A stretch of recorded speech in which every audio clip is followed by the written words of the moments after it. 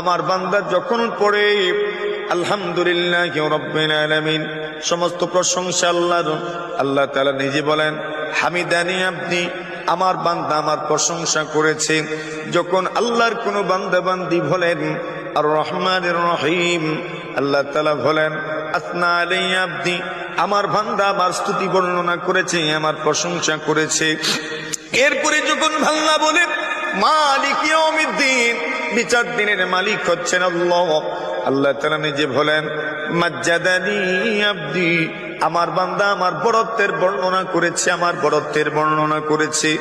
আল্লাহ তাআলা যখন এই কথাগুলো বলেন আপনি শুনেন না, আমিও শুনি না, কিন্তু আল্লাহ তাআলা এই কথাগুলো বলেন, আল্লাহ তাআলা আপনার প্রশংসার স্বীকৃতি দেন, আপনার আমলের স্বীকৃতি দেন, আমার আমলের স্বীকৃতি দেন, দুনিয়ার হাজারো নারী পুরুষের আমলের স্বীকৃতি আল্লাহ তাআলা দিতে থাকেন। এরপরে বান্দা বলে ইয়াকা না'বুদু ওয়া ইয়াকা নাস্তাঈন, আয় আল্লাহ আমরা সবাই মিলে আপনার ইবাদত করি, আপনার কাছে সাহায্য চাই। আল্লাহ বলেন এই কথাটা আমার বান্দা শুধু আমার জন্য বলেছে।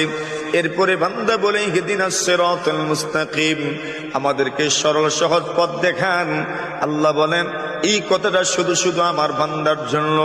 আল্লাহ বলেন আমি তো ওয়াদা করেছি ওয়ালি আব্দি মা সাআল, আমার বান্দা আমার কাছে যা চাইবে আমি তাকে তা দান করব।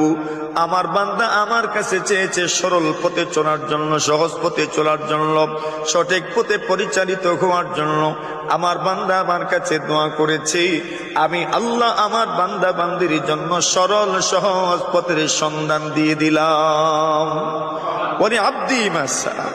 তো এই সূরার আরেক নাম হচ্ছে সূরাতুস সালাত।